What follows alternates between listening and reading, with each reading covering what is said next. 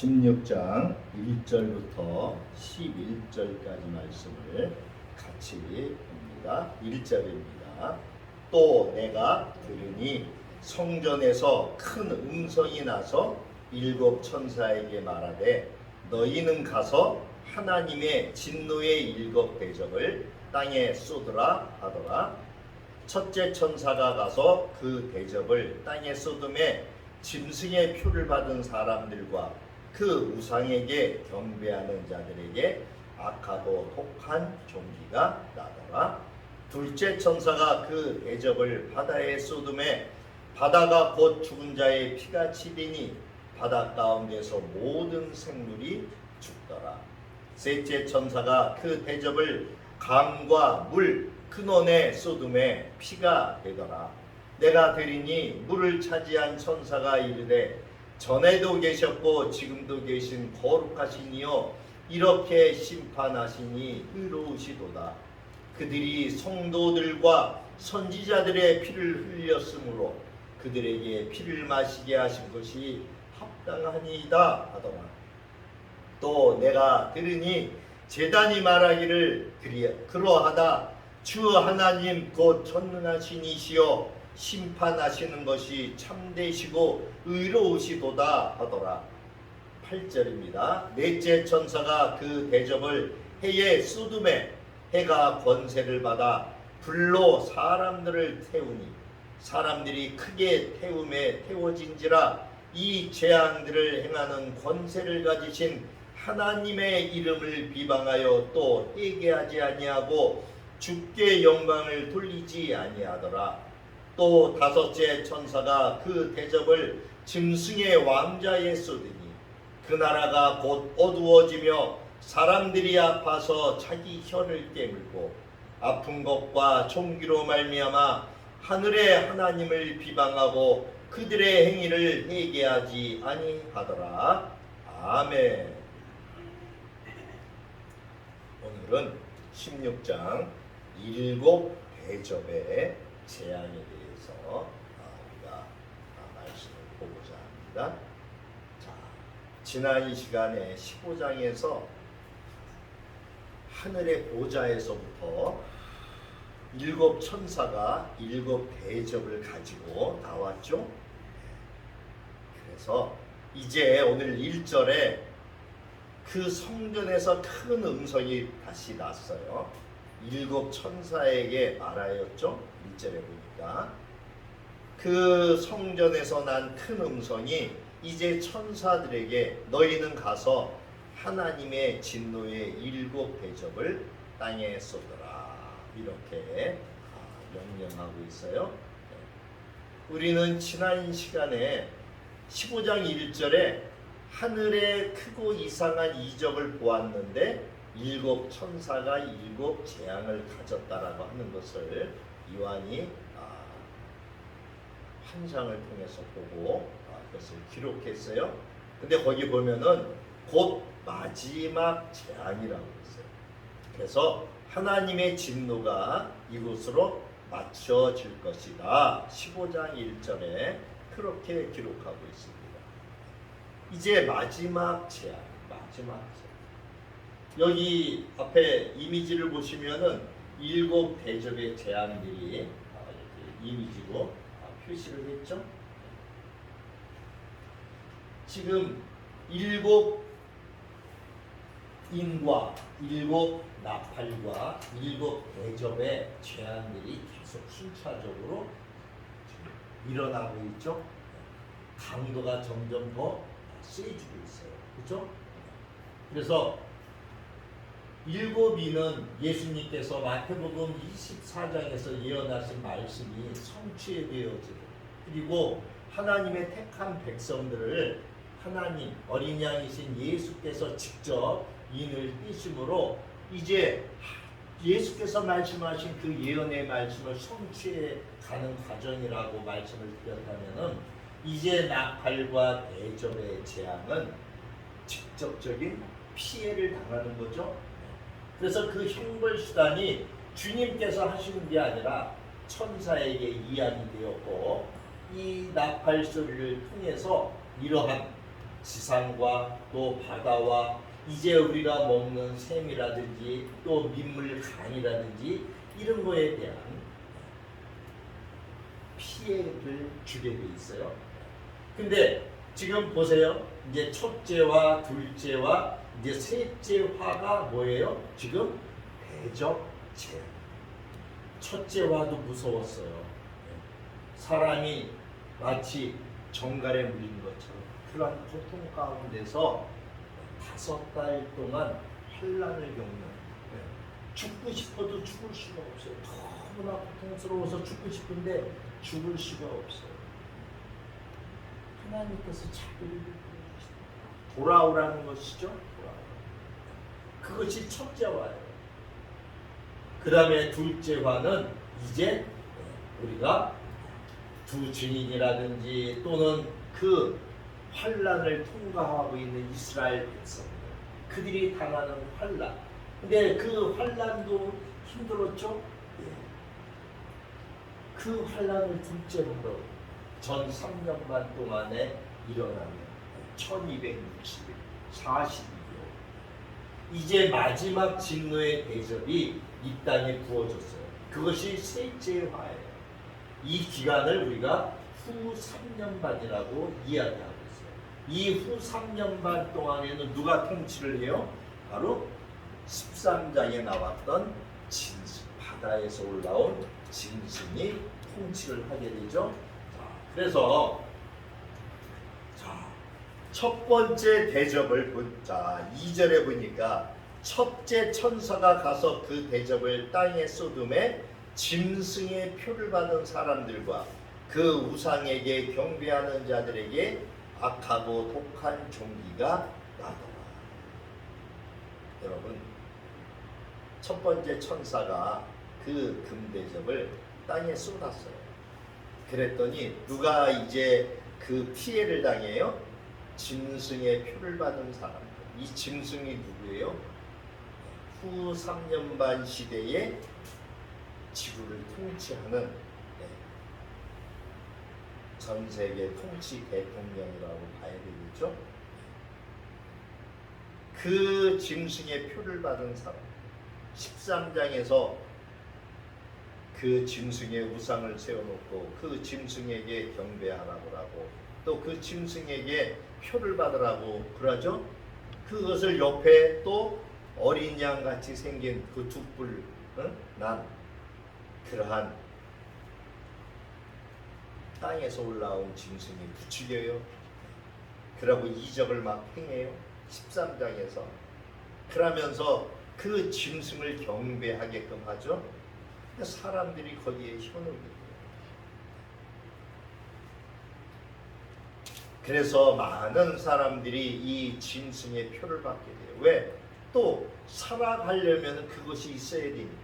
경제 어떤 매매를 할 수 있는 그것이 하나의 표가 되는 것이기 때문에 그것을 받게 되죠. 그래서 그러한 짐승의 표를 받은 사람들과 그 우상에게 경배하는 자들에게 바로 이 첫째 천사가 대접을 땅에 쏟을 적에 그들에게 어떠한 일이 일어나요? 악한 종기가 나더라고요. 이 악한 종기는 우리 그 출애굽 때에 마치 그 재앙을 우리가 연상시키죠. 네. 자, 한번 가볼까요? 출애굽기 9장. 자, 여기다 표지를 이렇게 꽂아놓고 줄을 꽂아놓고 출애굽기 9장. 창세기 출애굽기 두 번째죠. 출애굽기 9장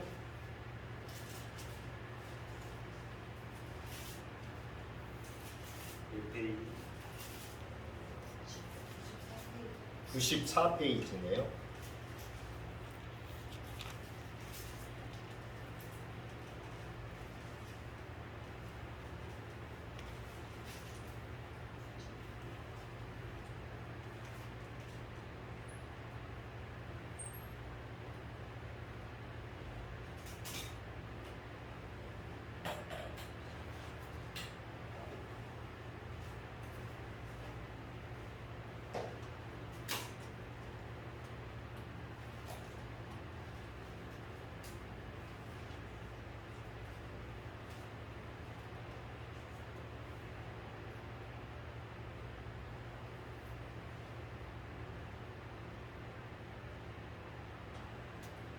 94페이지에 8절에 볼까요? 여섯 번째 출애굽의 10가지 재앙이 내렸죠. 그때 여섯 번째 재앙이 악성 종기가 생기는 재앙이었어요. 이스라엘 백성들을 하나님을 섬기게 내보내 주십시오. 모세가 바로 애굽의 왕이었던 바로에게 요청을 하니까 계속 거절을 하죠. 그래서 하나님이 그 바로에게 재앙을 계속 그 애굽 땅에 일으키시죠. 8절을 보니까 여호와께서 모세와 아론에게 이르시되 너희는 화덕에 제 두 움큼을 가지고 모세가 바로의 목전에서 하늘을 향하여 날리라. 그 재를 하늘에 뿌리라는 거예요. 하나님께서 9절에 그 재가 애굽 온 땅에 티끌이 되어 애굽 온 땅의 사람과 짐승에게 붙어서 악성 종기가 생기리라. 그들이 화덕의 재를 가지고 바로 앞에 서서 모세가 하늘을 향하여 날리니 사람과 짐승에게 붙어 악성 종기가 생기고 11절 요술사들도 악성 종기로 말미암아 모세 앞에 서지 못하니 악성 종기가 요술사들로부터 애굽 모든 사람에게 생겼습니다. 재를 갖다가 하늘에 그냥 뿌렸어요. 하나님께서 말씀하시는 대로. 그랬더니 그 재가 사람들의 몸에 이렇게 붙으면서 그곳에서 악성 종기가 생기는, 마치 출애굽의 이 악성 종기처럼 마지막 때에도 그러한 종기가 이제 생기는데, 이 종기는 여러분 오늘날 우리 암으로 거의 죽죠. 모든 사람들이 암으로 죽어가요. 하나님은 이 재앙을 통해서 하나님의 백성을 핍박하고 하나님의 뜻에 반항하는 세력을 꺾고자 하셨어요. 출애굽에도 마찬가지였었어요. 거기 보니까 12절에 보면은 그러나 여호와께서 바로의 마음을 완악하게 하셨으므로 그들이 말을 듣지 아니하였으니 여호와께서 모세에게 말씀하신과 같더라. 여호와 하나님께서 모세에게 그래도 그들이 마음을 돌이키지 않을 것이다 하나님이 말씀하셨어요. 이 애굽에, 그 당시 애굽은 전 세계를 지배하고 있었어요. 마치 이 애굽의 바로 왕은 마지막 때에 전 세계를 다스리는 이 첫 번째 바다에서 올라온 짐승처럼 그렇게 전 세계를 장악하여 다스리는 그러한 역할을, 그러한 일을 하는 아주 바로 적그리스도라고 봐야 되겠죠. 자, 계시록으로 갑니다.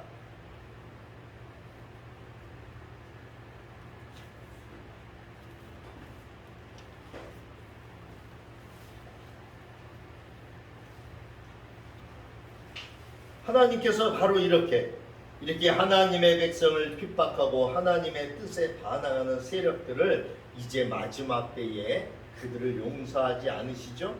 그들을 꺾으셔.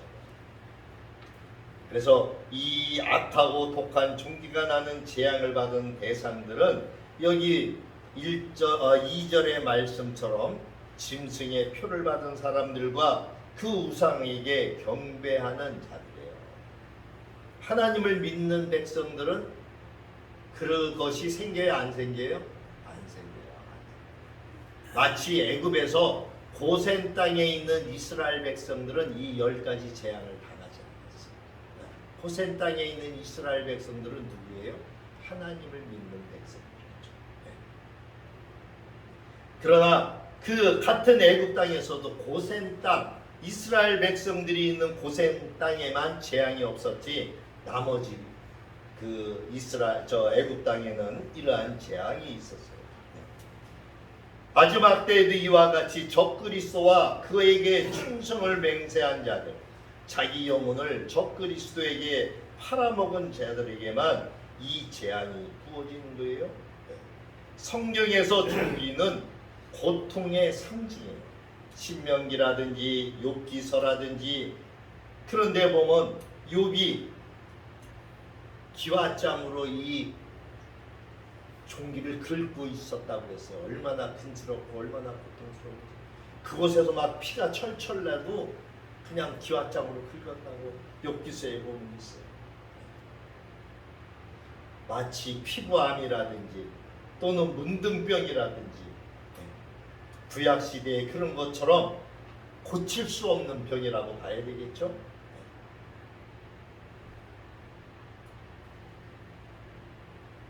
자, 3절을 볼까요? 두 번째 천사가 그 대접을 이번에는 바다에 쏟으며 바다가 곧 죽은 자의 피같이 되니 바다 가운데 모든 강물이 죽더라.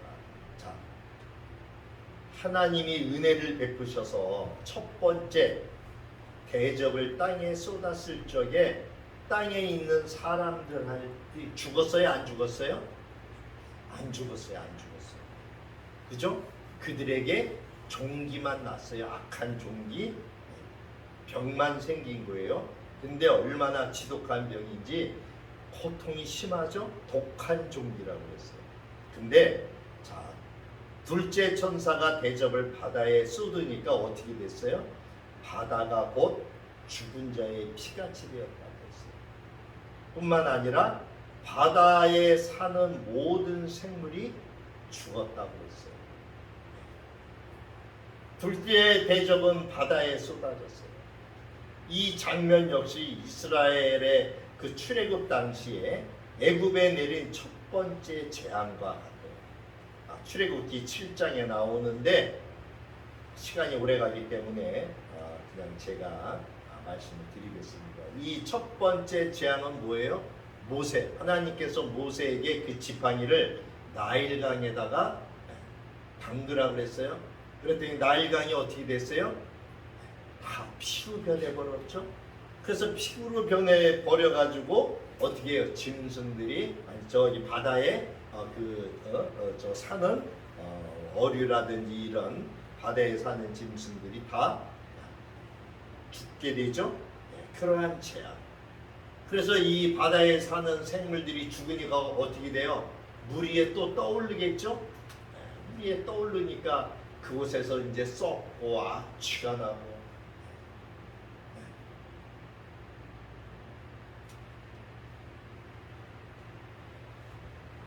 이 애굽에 내린 첫 번째 재앙과 비슷하죠. 유사하죠. 이 두 재앙을 통해서 이 계시록에 나오는 이 마지막 바다에 대한 재앙, 이 두 재앙을 통해서 수많은 바닷속의 수중 생물들이 죽은 것처럼 이제 두 번째 대접 재앙을 통해서 피같이 변한 바다에서 수많은 생물들이 죽게 되겠죠. 여러분 생각해 보세요. 바다가 얼마나 넓습니까?